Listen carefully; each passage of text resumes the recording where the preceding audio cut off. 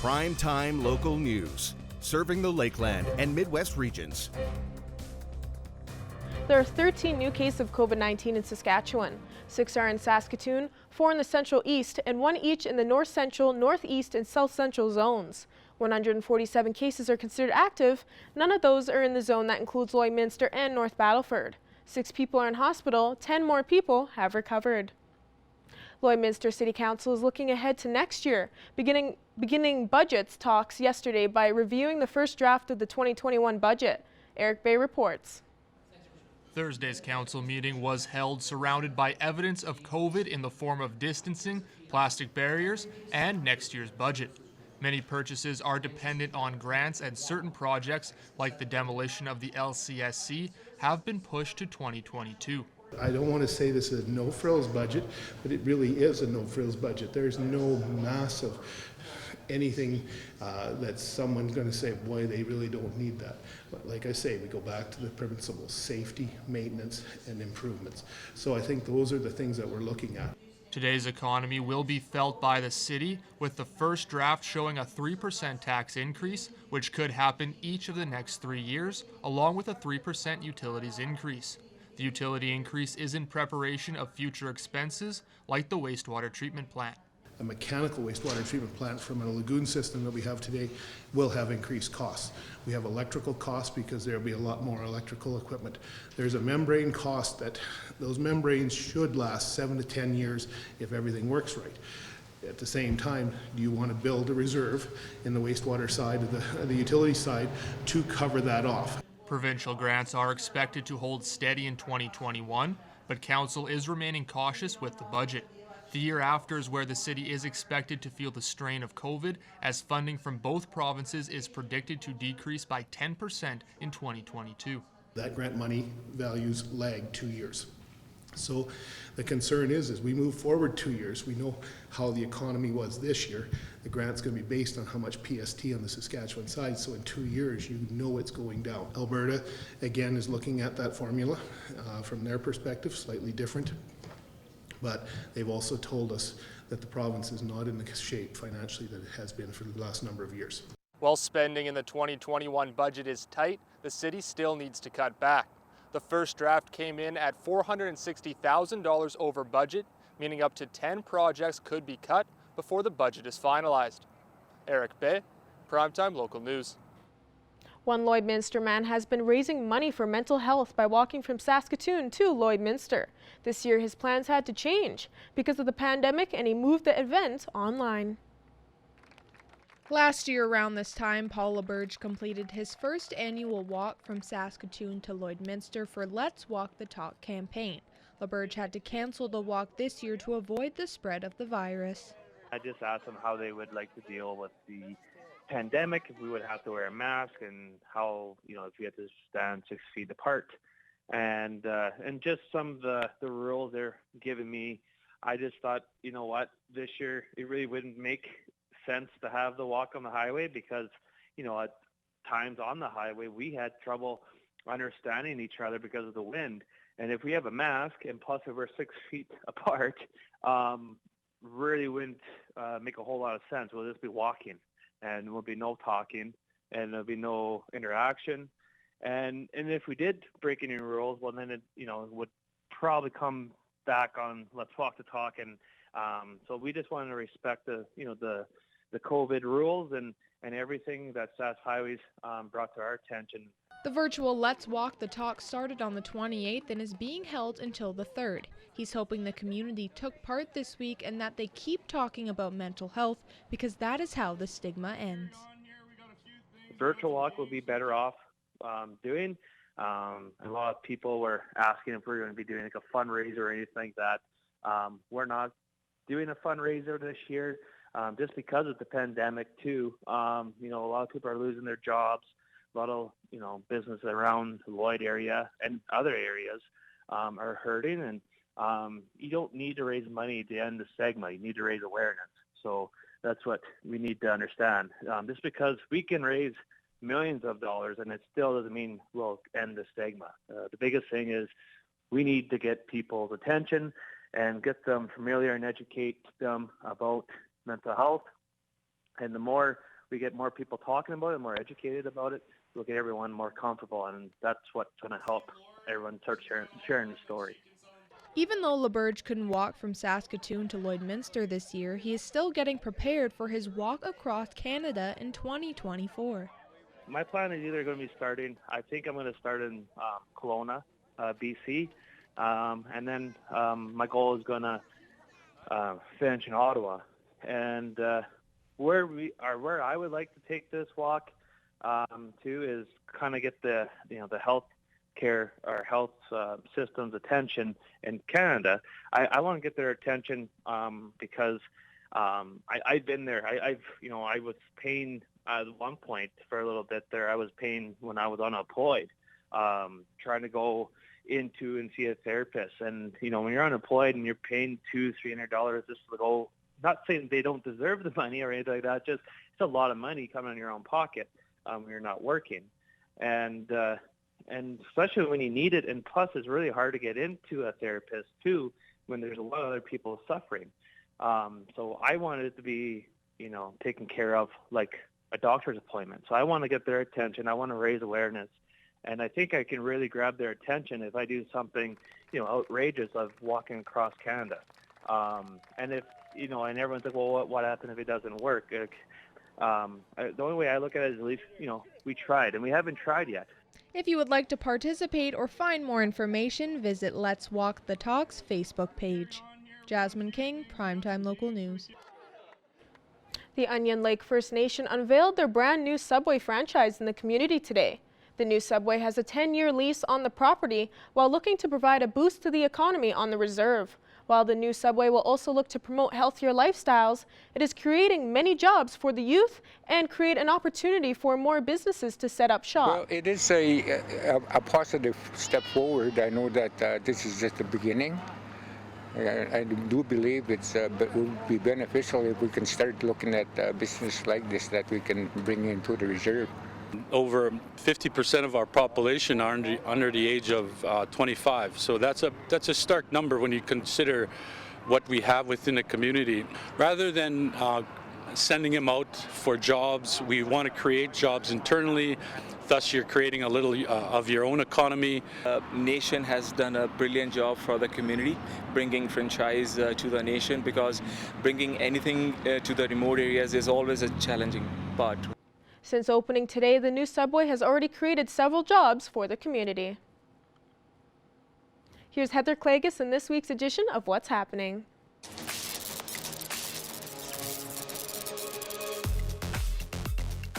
You're invited to a fall extravaganza at the downtown farmers market here in Lloydminster coming up tomorrow. It's an opportunity for you to pick your pumpkin out of the pumpkin patch, get a photo taken in front of a fall photo background. Mums Bannock will be there making fresh campfire bannock starting at 11:30 tomorrow morning. Simple Farmer has a fall-themed doormat making class. You do need to pre-register for that one. There's going to be specialty coffees and so much more. It's the fall extravaganza at the downtown farmers market in Lloydminster tomorrow. Starting on Monday, you can take part in a delicious challenge to support the Lloydminster Community Youth Centre and Big Brothers Big Sisters of Lloydminster. The Lloydminster Canettes are hosting a virtual wing eating competition. Get registered through their Facebook page. Then, when you get your serving of wings, you've got 1 minute to eat as many as you can, and you can stream it on a Facebook Live, and you help out a couple of great organizations here in Lloydminster. For all the details, visit the Lloydminster Canettes on Facebook. These are the markers that you're looking for in the Fall Fest scavenger hunt, and you've still got time to find them throughout the city for your chance to win some cool prizes. If you're looking for the list of clues, look no further than the City of Lloydminster's website, lloydminster.ca/fallfest. Read all the clues, read all the guidelines, and get your entry in by Sunday for your chance to win, thanks to the City of Lloydminster and the Lloydminster and District Co-op. Well, whatever you choose to do this weekend, we hope you stay safe and stay healthy.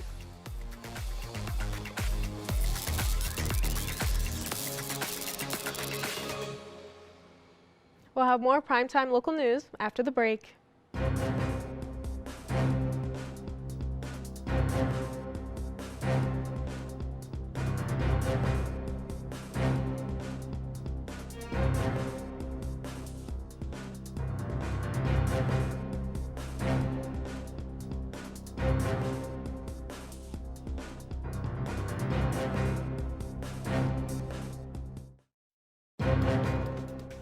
Furniture set and design supplied by Furniture Gallery and Furniture House, downtown Lloydminster. Welcome back. Our Connor Chan chatted with Abby St. John in this week's entertainment panel. Well, joining us once again for our weekly entertainment panel is Abby St. John. Abby, there's a lot to talk about this week, including with the announcement that, the very successful Lion King live-action remake, is now getting a sequel, and it's not going to have Jon Favreau at the helm. So just talk about, who's going to take over the reins of the Lion King, and also just what the story could be going forward.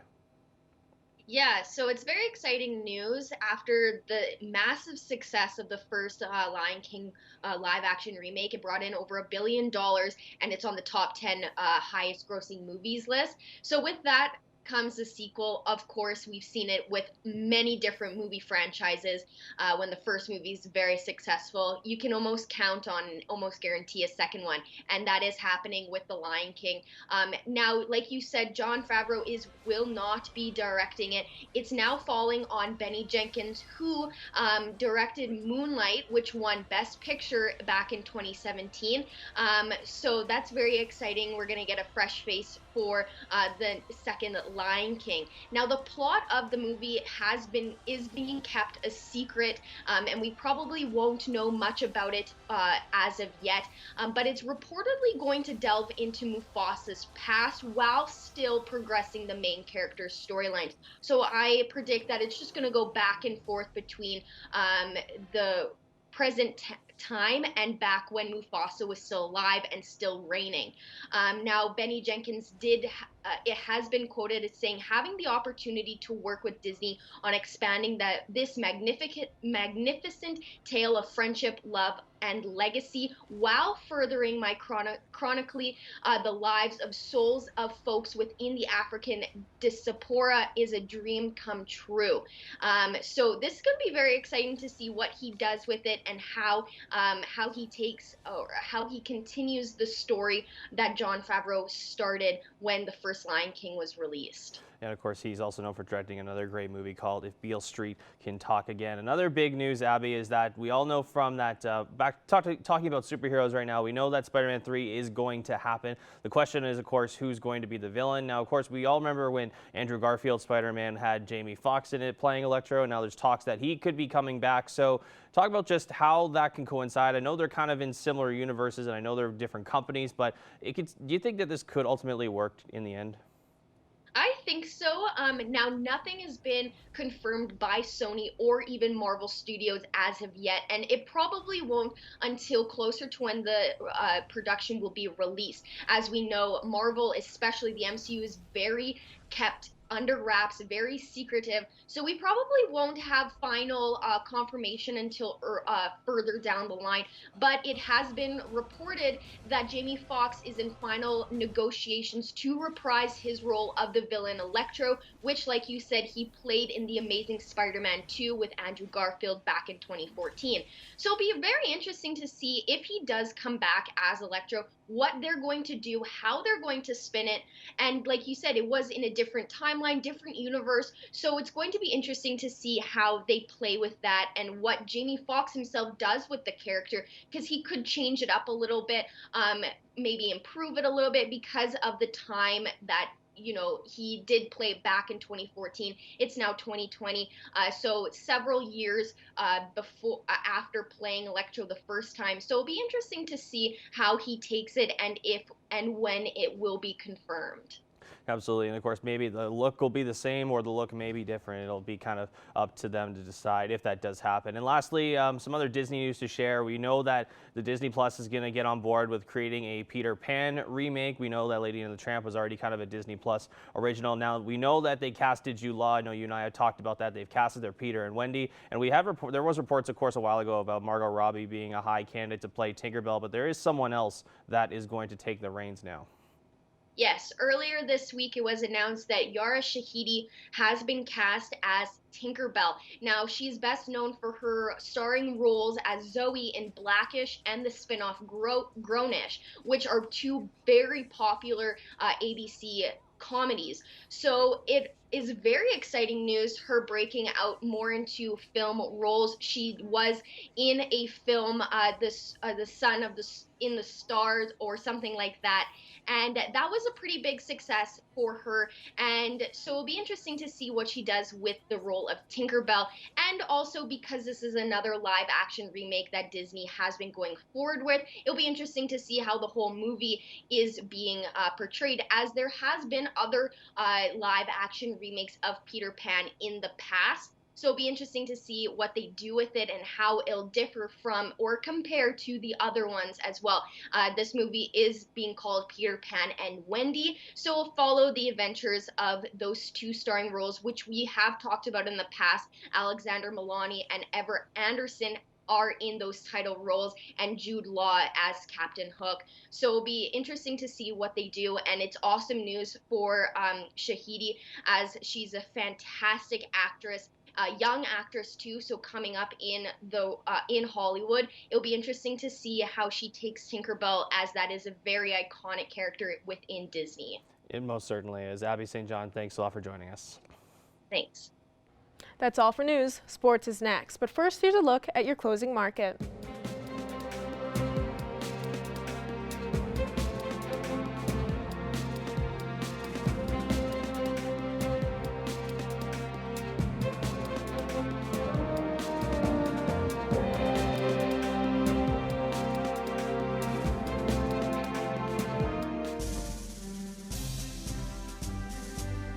Today's oil prices are brought to you by First General Services.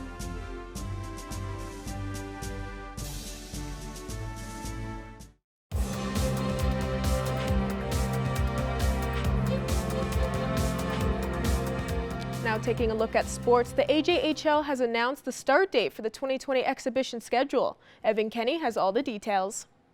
Well, AJHL fans out there, October 9th is the date you need to mark on your calendar, as that is the official start date of the exhibition season. Joining me today to talk about it is Lloydminster Bobcats head coach and GM Nigel Dubé. Nigel, thank you for joining me.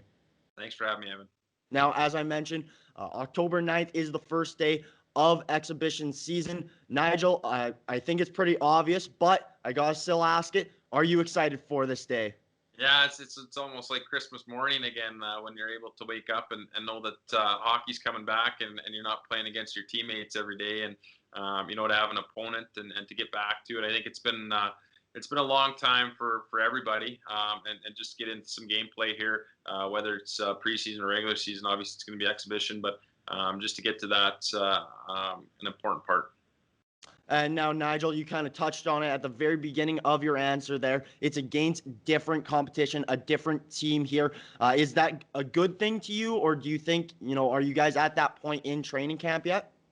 Well, it's good. We're going to wrap up tonight our third scrimmage, and then we'll start next week with a regular week of preparing for an opponent and going through that. And it's a little bit of a pairing, so there's it's a 3-week segment where we could see the same team quite a few times, but at the same time, we're pretty grateful to be able to play some games. Now, I believe you guys are playing the Sherwood Park Crusaders in your first exhibition game. What do you think about going against last year's #1 in the North for your first competition? Well, it'll be a good test for us, I think, and see where we're at. Obviously, with what happened over the summer and the guys that we have here now and stuff, might as well kick it off with the defending northern part of the champs there, and just get to it. I think we got guys that experienced a little bit of adversity last year through the year and ready to go and hungry to get going. I think that's the exciting part. And the first game we'd be knocking a little bit of rust off, but hopefully that's to a minimal and see where we're at. Now, from your inter-squad scrimmages, is there maybe one or two keys that you saw the guys doing on the ice that you want to transition over into the exhibition games against other teams? Well, I think, as far as last year goes, with where we were at this time, it was a lot of teaching of just the basic fundamentals and structural pieces of our game. with so many new bodies. Now we come in and we already have that baseline, the foundations there, and we can build on that quick. So that's an exciting part of taking that from the first 2 weeks here and putting it into a gameplay now, is that we're just tweaking rather than, making a blueprint from the start.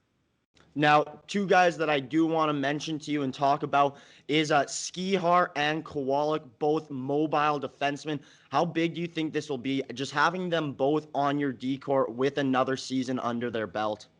Well, and that's the thing, we're talking about a 16 and 17-year-old last year, now a 18-year-old. And you look at Teagues on the back end, he comes in, he's about 15 pounds heavier than he was last year and still the same speed and all that, but just the maturity and a good offseason for him. And then Tyson Kowalik comes in and just being a good puck mover. And they play a lot together, and Brady's done a great job with them and developing on the back end. And, it's one of those that now we have that foundation where we're turning most of our D-man. Last year we had 0 at this time returning. So we got a couple young guys that are pretty good studs there, and we'll lean on them and the rest of the core back there. Well, October 9th, as I mentioned, is that date. You can catch away games on Hockey TV. Nigel, thank you for joining me. It's always a pleasure. Thanks for having me, Evan. And I'm joined today with Kasia Antonio. She is a creator of Helping Hands, and this is a not-for-profit campaign that's going to be happening. So thanks for taking some time to talk with me today. Yeah, no problem. So just starting off, Helping Hands, can you just tell me a little bit about what's going on? Yeah, for sure. So Helping Hands is a nonprofit campaign that I started. It all got started this past summer when I joined a summer camp that was being held by Every Child Now. So Every Child Now is a national youth-run nonprofit based in Oakville, Ontario, and their mission is to empower and inspire youth to become agents of social change and make sure every child's rights and needs are met. So through this camp, I was able to come up with Helping Hands, and Helping Hands' main mission is to lend a helping hand to those in need in our community, specifically children, and I hope to provide gloves for these children through organizations here in Lloydminster. So you're collecting some gloves and stuff like that. Just talk a bit about how people are able to donate. Yeah, for sure. So right now in front of Holy Rosary, we have a bin. If people around the community want to drop off gloves, you can do so. If you walk into the door of Holy Rosary, there's a bin right there for you to drop gloves off. And you can also donate monetary donations. Helping Hands has a GoFundMe page on our Facebook and Instagram that can be found if you click the link in the bio. So yeah, those are some ways that you can donate to Helping Hands. So you're a student at Holy Rosary, and obviously they're giving some space for you to be able to have like that donation bin, but this is something that you really kind of started and done all yourself. Can you just talk a little bit about why you decided to do this and why and how hard it is to do this on your own? Yeah, for sure. So I was just taking some time to think about what I want to do in this community, and I've been living here for 6 years, and I kind of thought I'm going to be moving away probably in a year. So I kind of just thought I don't want this to just be another place where I'm living and just pass through without making a difference and doing something to help others. So yeah, I just decided, okay, I want to help other children and others who aren't as privileged and don't have the necessities that are needed. So yeah, I just came up with this campaign, and I'm really happy how positive or how successful it's going so far.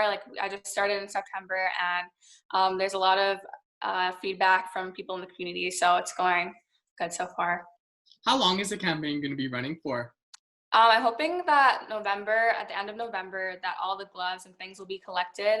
So I'm hoping by then, before the winter temperatures begin to drop drastically. And you said you were going to be donating them to local organizations so they can have a local impact. What kind of organizations have you been kind of in contact with, or who are you thinking of donating them with? Yeah, I'm thinking the Olive Tree here in Lloydminster, and also the Interval Home right now are my two main options, but I'm hoping to find out if I can pass through any other organizations. And are you the only person that's really working hard on this? Do you have any other friends that are helping you out? Right now, I'm the only person taking care of all of the main things behind the scenes, but all my close friends share our social media posts on their Instagram and Facebook just to get more exposure. But yeah, I'm pretty much the main organizer of this. And you talked a little bit about it a little earlier, but what's it like to be able to make a difference in your community? It's actually so great just to know that like children will be able to like have the proper like gloves and things that they need. Like just knowing that you can make a difference in your community and not just like be kind of a spectator, but actually, you know, be the one doing it. It's a really good feeling, and like I'm happy to know that like I can help, and even if it's in a little way. So. And then starting your own campaign from scratch and really doing it pretty much solo at a young age, what's it like, and what's your message to maybe young kids out there that are wanting to make a difference? Yeah. So I think I would say like don't be afraid to just go out of your comfort zone, because I'm usually a shy person, and I kind of tend to think that, oh, maybe someone else will like do this, or maybe that's for someone else to do. But if you want to make a difference, like if anything, if you're really like talented and whatever it is, you can intertwine that into helping like, people in your communities. For example, even just like merging any like your talents, your like whatever you love to do, merging that into helping others is just a really good way that you can like step out of your comfort zone and make a difference. Awesome. Well, thank you so much for talking with me today. Kashi Antonio, you created Helping Hands, which is collecting gloves and stuff for kids here in Lloydminster to try and make a difference. Thanks for taking some time to talk to me today. Yeah, no problem. It was good talking to you.